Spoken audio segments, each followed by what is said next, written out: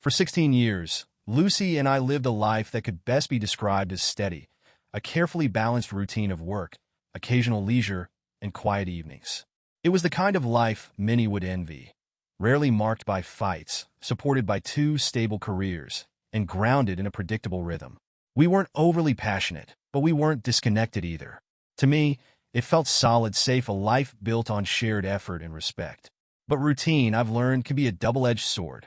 It offers comfort, but it also blinds you. It numbs you into thinking things are unshakable, even as cracks silently form beneath the surface. Lucy had always been more restless than I was. She had a way of approaching life like an unfinished canvas, always looking for the next stroke of color to bring vibrancy. Occasionally, she'd voice her dissatisfaction, dropping hints about wanting something new or something more. I'd brush it off with a nod or a non-committal reply, thinking they were fleeting musings, nothing serious. After all, we had a good life, didn't we? Looking back now, I can see how blind I'd been. The changes were subtle at first, almost imperceptible. Lucy started taking phone calls at odd hours, her voice always hushed and clipped when I passed by. She claimed it was work, and I believed her. Why wouldn't I? But there was something about the way she'd hang up quickly when I entered the room, her demeanor abruptly shifting, that set me on edge. Her work schedule, once so predictable, began to shift as well. Lucy started coming home late more often, with vague explanations about meetings or urgent deadlines. The first few times, I barely noticed, but when it became a pattern, my unease deepened. She was always careful to frame it as necessity, never choice, a late pitch meeting, a colleague's crisis. But the excuses began to wear thin. It wasn't just her schedule. Lucy grew increasingly guarded about her phone, which she now kept within arm's reach at all times. Even when we sat on the couch together, she'd angle the screen away, swiping quickly if I glanced in her direction. Her social media, once a lively stream of updates about our vacations or casual dinners, went quiet. When I asked why, she'd shrug and say she was too busy. Her replies and conversation felt rehearsed, her tone overly casual, as if she was trying to distract me from noticing the gaps in her stories. The signs were all there, yet I tried to ignore them. I convinced myself I was overthinking, that my imagination was running wild. But doubt has a way of sinking its claws into you, refusing to let go. It gnawed at me until I couldn't dismiss it anymore. I began paying closer attention, watching for patterns. Lucy's car, her credit card receipts, her sudden interest in personal grooming. Things I would have dismissed as harmless now felt like puzzle pieces, hinting at something bigger. My suspicions drove me to start my own quiet investigation. I checked her phone records, noting unfamiliar numbers she contacted frequently. I scrutinized her explanations for inconsistencies. Bit by bit, I pieced together a picture that I couldn't quite decipher, but that undeniably pointed to betrayal. Still, I wasn't ready to confront her. Not until I had proof. I stored everything I found on my laptop, hidden in a folder I titled Finances_2023. It was a safe name, innocuous enough that I believed it wouldn't draw her attention. But even in my caution, I underestimated Lucy. The moment of reckoning came unexpectedly, as moments like this often do. One evening, after dinner, Lucy casually asked to borrow my laptop. Her own, she claimed, was acting up again. It wasn't an unusual request, she'd borrowed it before, but something about her tone made me hesitate. Still, I handed it over, swallowing the knot of unease in my throat. Hours later, she called me into the dining room. Her voice was calm, neutral, giving no hint of what awaited me. When I entered, I found my laptop open on the table, its screen glowing softly in the dim light. Lucy stood behind it, arms crossed, her expression unreadable. At first, I thought she'd stumbled across a minor financial error or an unfinished email. But when I stepped closer and saw the contents of the screen, my hidden folder, open and exposed, I felt my stomach plummet. "You've been busy," she said. Her voice wasn't accusatory or angry. It was unsettlingly calm, as if she were commenting on the weather. The way her lips curved into a faint, knowing smile made my skin crawl. I opened my mouth to respond, but no words came. I had envisioned this moment 100 times, bracing for accusations, denials, maybe even an apology. But her reaction was nothing I'd prepared for. Instead of guilt or outrage, she seemed relieved. Then she laughed. It wasn't the laugh of someone amused or caught off guard. It was soft, almost joyful, but with an edge of triumph, as though she'd been waiting for this moment. "Well," she said, her voice carrying a note of finality, "I guess there's no point pretending anymore." The room felt stiflingly small, her words hanging in the air like a noose. My breath hitched as I tried to process what she'd just said. She had found everything. The phone records, the receipts, the notes I'd painstakingly compiled. And instead of denying it, she was confessing? My mind raced, trying to anticipate what would come next. A lover? Some sordid affair with a coworker? But Lucy's expression gave nothing away. She was perfectly composed, almost unnervingly so. She spoke again, her words deliberate, measured. "I've met someone," she said, "and it's not what you think." My heart pounded, dread tightening its grip on me. I wanted to yell, to demand answers, but all I could do was stand there, frozen. Lucy's demeanor was unnervingly calm, as if we were discussing a simple change in dinner plans. She continued, her tone almost condescending. "It's not another man. Her name is Olivia." I stared at her, my mind reeling. Of all the scenarios I'd imagined, this wasn't one of them. My breath came in shallow gasps as the weight of her words sank in. Not another man, another woman. Her calmness only made it worse, as though this revelation was meant to absolve her. But it didn't. It only deepened the chasm between us, her betrayal cutting in ways I hadn't thought possible. And then she smiled, a soft, pitying smile that chilled me to the core. A husband's story of betrayal. Expanded Part 2 with unexpected turns. Lucy's revelation hit like a wrecking ball, shattering every assumption I had about our life together. Her name is Olivia. The words lingered in the air, impossible to reconcile with the woman I thought I knew. I had braced myself for the possibility of another man, some cliché office romance. But this? It blindsided me. I stared at her, my thoughts tangled in disbelief and anger. Lucy's expression remained unnervingly composed, as if her admission had freed her from a burden she had carried for too long. Her calmness was infuriating, a stark contrast to the chaos she had just unleashed in my mind. Her explanation was methodical, almost rehearsed. Olivia made her feel alive. It wasn't about me, she claimed. It was about her own journey, her need for self-discovery.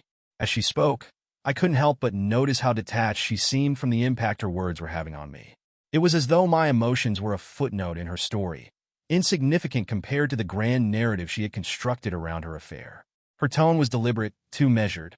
She wasn't confessing out of guilt or remorse. She was rationalizing, trying to frame her betrayal as some noble pursuit of growth. The audacity of it all was staggering. Lucy wasn't asking for forgiveness. She wasn't even apologizing. She was informing me, as if I were a spectator in my own marriage. As she talked about Olivia, her words became softer, more intimate, as if reliving those moments with her had already transported her somewhere else. She spoke of their connection, the way Olivia understood her in ways no one else could. Every word was a knife, twisting deeper. I could almost see the glow in her eyes as she recounted their private moments, completely unaware, or perhaps indifferent, to the pain she was causing me. I tried to stay calm, to process her words without exploding, but the anger bubbling inside me was hard to contain. She spoke as if this was a decision she had every right to make, as if the vows we had exchanged meant nothing compared to her newfound desires. She talked about moving forward as though we were discussing a minor adjustment to our weekend plans, not the unraveling of our life together. I didn't yell. I didn't argue. I simply asked her, point blank, what she expected from me. Did she think I'd sit idly by while she explored this new chapter with Olivia? Her response was as condescending as it was infuriating.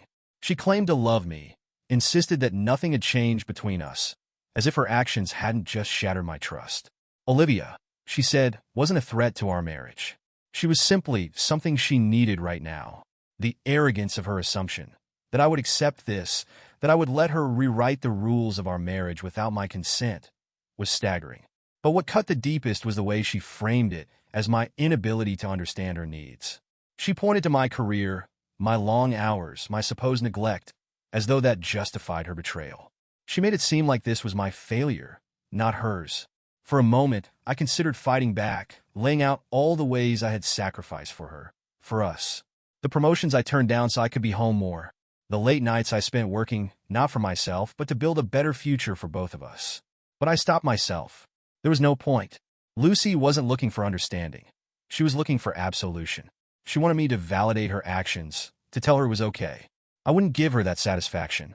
In the days that followed, the house became a battleground of unspoken tensions. Lucy carried on as though nothing had changed, acting polite, even affectionate at times, as if her confession hadn't turned my world upside down.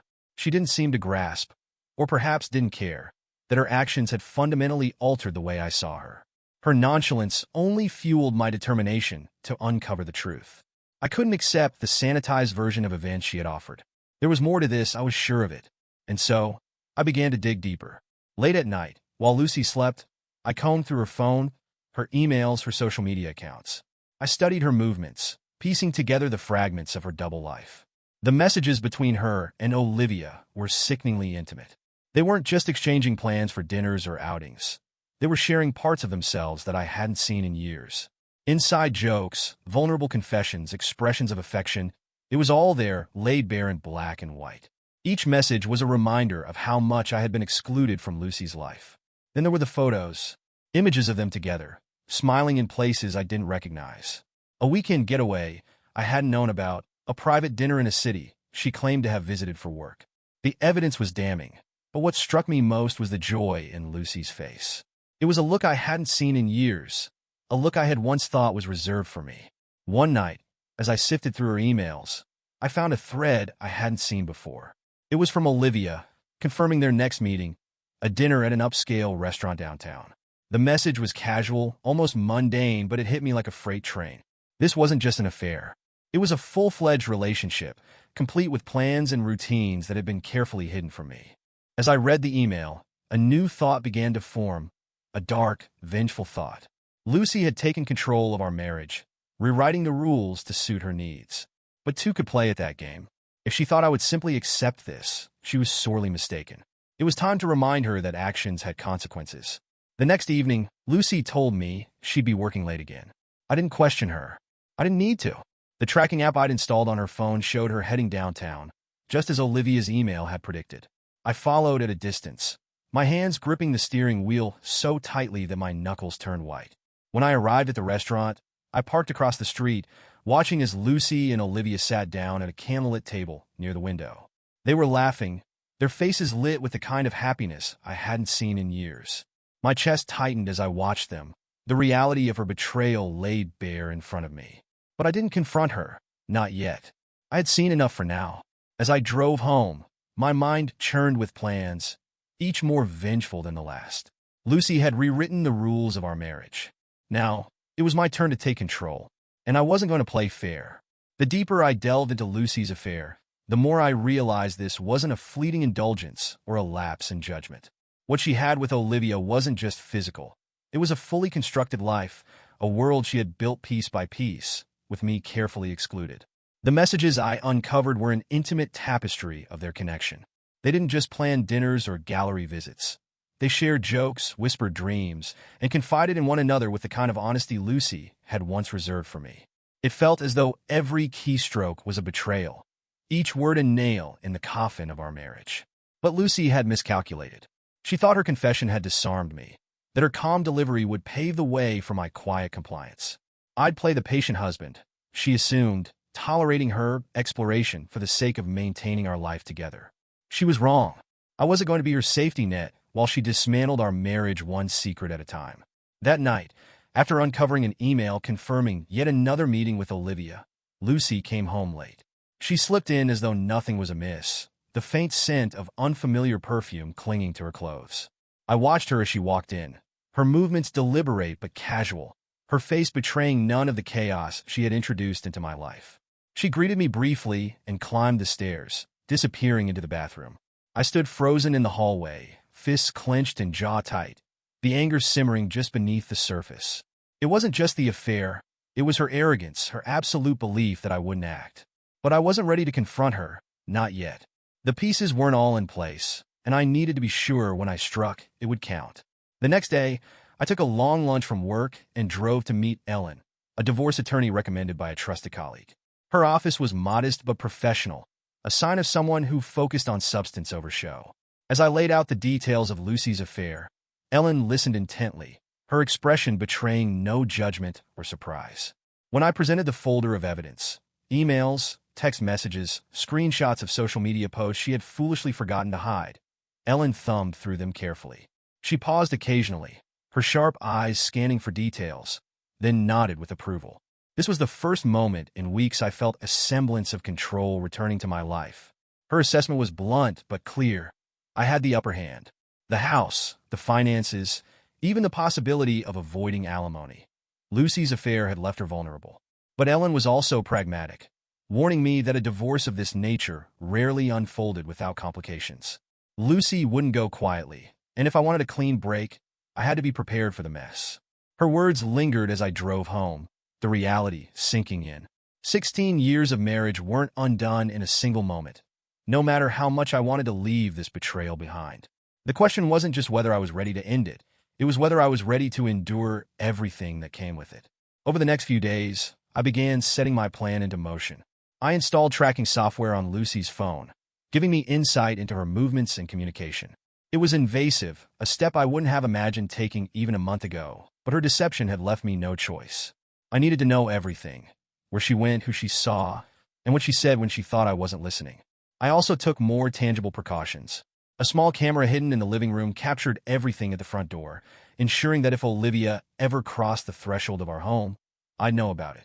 Every safeguard I put in place wasn't just about gathering evidence. It was about reclaiming a semblance of power in a situation where I had felt utterly powerless. Despite the rage simmering inside me, I maintained an outward calm. Lucy seemed oblivious, carrying on as if nothing had changed. She kissed me goodbye in the mornings, asked about my day over dinner, and even laughed at my jokes as though the ground beneath us hadn't shifted irreparably.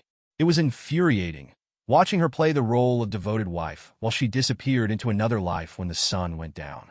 Each time she left the house for one of her so-called work commitments, I tracked her location with growing frustration. The lies were seamless, her alibis carefully constructed. But I knew they weren't true. She was too comfortable, too confident that I wouldn't challenge her. The night everything unraveled, I wasn't expecting it. Lucy had left the house again, claiming she was meeting a colleague to finalize a presentation. Her location on the tracker told a different story. She was downtown, at an upscale bar known for its intimate atmosphere and dim lighting. I followed, parking discreetly across the street. Through the window, I spotted her almost immediately. She was seated at a corner table with Olivia, their heads close together, laughing softly. The sight was a punch to the gut. They weren't just two people enjoying dinner. They were a couple, their body language unmistakable.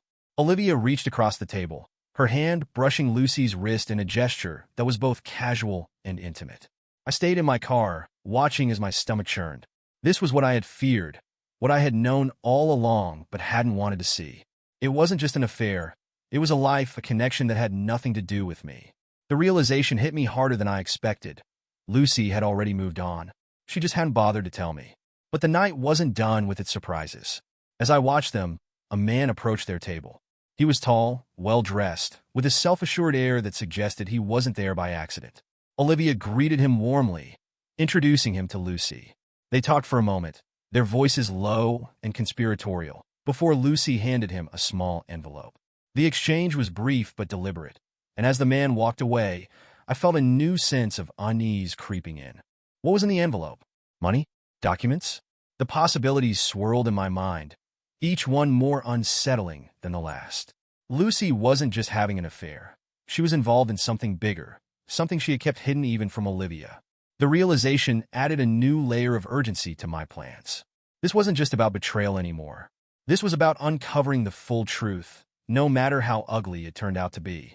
By the time Lucy returned home that night, I was ready. But I didn't confront her. Not yet. I needed more. This wasn't just about exposing her affair. It was about dismantling the entire facade she had built. Whatever secrets she thought she could hide, I was determined to bring them to light. And when I finally acted, I knew there would be no turning back. 2 weeks after Lucy's confession, the delicate mask of civility between us had all but crumbled. We spoke only when necessary, our words clipped and transactional. She seemed unbothered, continuing with her routine as though her admission hadn't gutted our marriage. I, however, couldn't shake the images and messages I'd uncovered. They played in a loop in my mind, each one tightening the grip of anger and betrayal around my chest. That Thursday, she texted me in the afternoon, claiming she'd be working late. The excuse was so perfunctory it might have been laughable if it weren't so infuriating. I had already tracked her phone's location, confirming she was heading to one of the trendy restaurants downtown. It was the kind of place where dim lighting and overpriced drinks offered the perfect cover for people who didn't want to be noticed. Lucy wasn't just hiding her affair. She was comfortable in it. I arrived a few minutes after her, parking in a shadowed spot across the street. My hands gripped the steering wheel as I stared at the restaurant's warmly lit windows, my pulse pounding with a mix of rage and anticipation. Steeling myself, I exited the car and crossed to the edge of the building, staying out of sight as I approached the large front window. Inside, the scene confirmed everything I already knew. Lucy sat at a small corner table, laughing with Olivia. The woman looked younger than I'd expected, with short blonde hair and a self-assured air that grated on me instantly. They leaned close to one another, their hands brushing across the table in an unmistakable display of intimacy. It was a scene that felt alien, like watching strangers, yet the ache in my chest reminded me how deeply personal it was. I stayed there for several minutes, watching them as my breath grew shallow and sharp. Lucy's face glowed with a kind of happiness I hadn't seen in years. It wasn't just her betrayal that stung. It was the ease with which she lived this double life. She had constructed a new reality for herself, and I was the unwitting outsider left to piece together what remained of the old one. Stepping back from the window, I felt my anger crystallize into something colder, more deliberate. This wasn't just about gathering evidence anymore. Lucy had rewritten the terms of our marriage without my consent, humiliating me in the process. Now it was my turn to rewrite the rules, and this time, she wouldn't be the one holding the pen. The next morning, Lucy moved about the house with her usual detached calm, oblivious to what was coming. While she was in the shower, I logged into the burner email account I'd created the night before. The photos I had taken at the restaurant, combined with the messages and emails I had collected, painted a damning picture. It wasn't hard to find Olivia's parents' contact information online. Their prominence in the local community meant their details were accessible, and it didn't take much effort to craft a message that was both polite and devastatingly direct. I sent the email, attaching just enough proof to erase any doubt.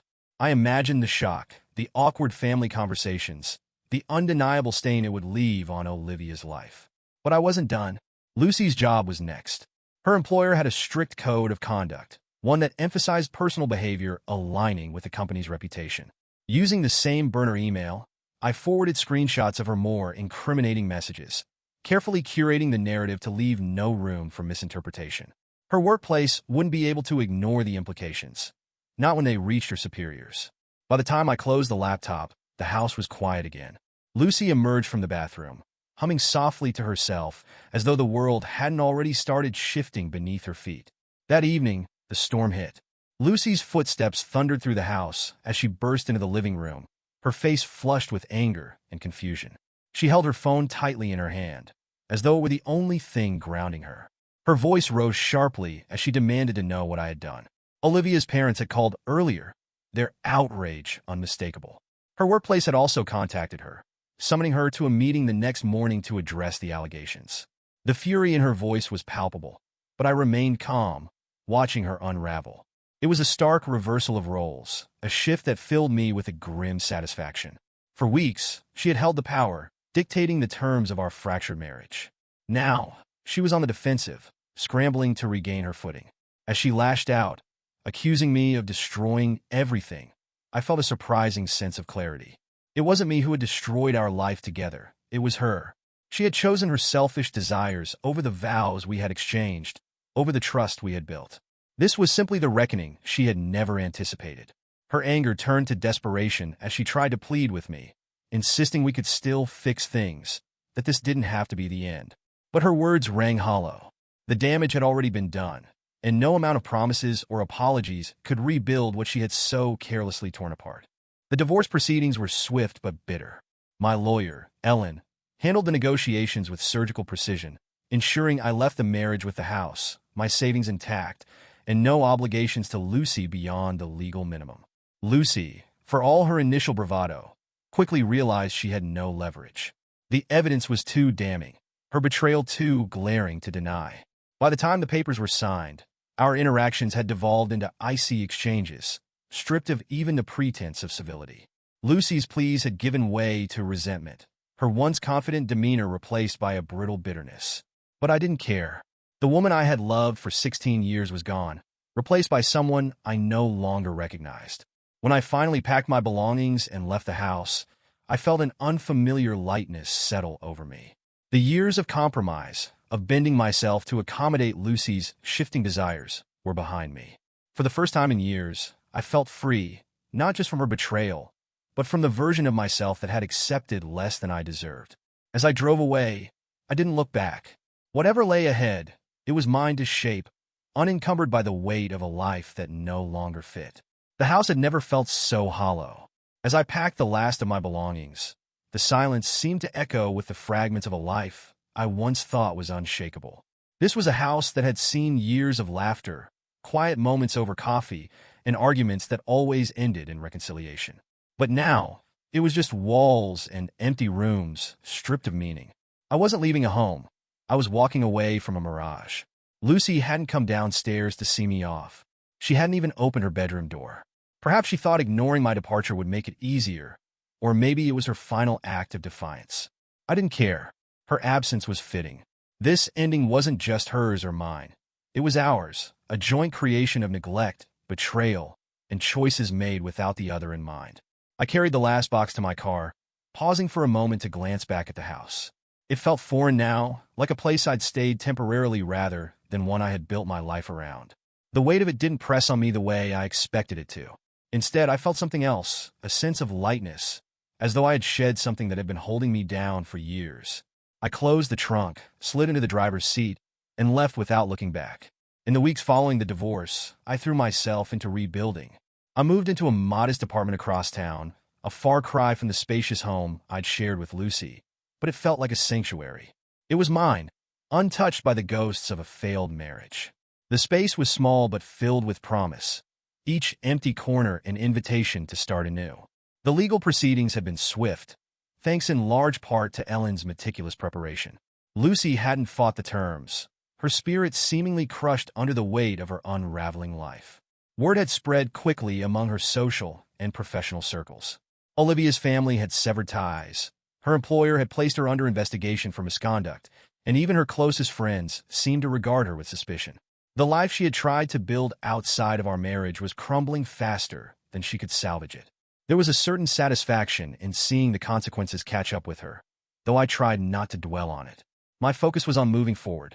I began taking on new projects at work, the kind I had once avoided for fear of disrupting the delicate balance of my marriage. I reconnected with old friends I hadn't seen in years, people I'd neglected because I had spent so much energy managing Lucy's shifting moods and desires. Slowly, I began to recognize myself again. Not the version of me Lucy had taken for granted, but the person I'd been before her. One evening, about 3 months after the divorce was finalized, I found myself sitting alone in a quiet bar downtown. It was a place I never would have gone with Lucy, too unpolished, too lacking in pretension for her taste. But that was part of its charm. The rain streaked down the windows as I nursed a beer, watching the world pass by outside. It was the kind of stillness I hadn't realized I craved, a moment of contentment untouched by chaos or expectation. My phone buzzed on the counter, breaking the quiet. When I glanced at the screen, Lucy's name stared back at me. I hesitated, torn between curiosity and the instinct to ignore her. Against my better judgment, I opened the message. Her words were unexpected. She apologized, not with the manipulative tone I had grown accustomed to, but with a sincerity that gave me pause. She admitted her mistakes, acknowledged the hurt she had caused, and expressed regret for taking me for granted. She said I deserved better than what she had given me. For a long moment, I stared at the message, the emotions it stirred difficult to untangle. There was no satisfaction in her apology, no vindication. It felt hollow, too late to matter. Yet it also offered something I hadn't expected, closure. She had said what needed to be said, and now I could let it go. My reply was brief but firm. I thanked her for the apology, wished her well, and left it at that. As I set the phone down, I felt an odd mixture of relief and sadness. It wasn't a longing for her, but for the life I had once believed we were building together. That life was gone now, and I was finally ready to accept it. The year that followed was one of transformation. I moved into a small house, one that felt like it belonged to me in a way the old one never had. I began traveling, exploring places I'd always wanted to see, but had put off because Lucy found them unappealing. The freedom to make choices without compromise was intoxicating. Though I wasn't ready to dive into another relationship, I allowed myself to entertain the possibility of one in the future. For now, I was content rediscovering who I was outside the confines of marriage. Occasionally, I heard updates about Lucy through mutual friends. She was still rebuilding, struggling to find her footing in a life that had unraveled so completely. Olivia was long gone, and Lucy had taken a job at a smaller company, a significant step down from the ambitious career she had once chased. I felt no malice toward her anymore, just a quiet detachment. She was a part of my past, the chapter 1 had closed. One evening, as the sun dipped below the horizon, I stood on the balcony of my new home, watching the sky burn with shades of orange and red. The air was still, carrying the faint scent of blooming jasmine from the garden below. It was a moment of peace, the kind I hadn't known in years. The road to this place had been long and painful, but standing there, I realized it had been worth it.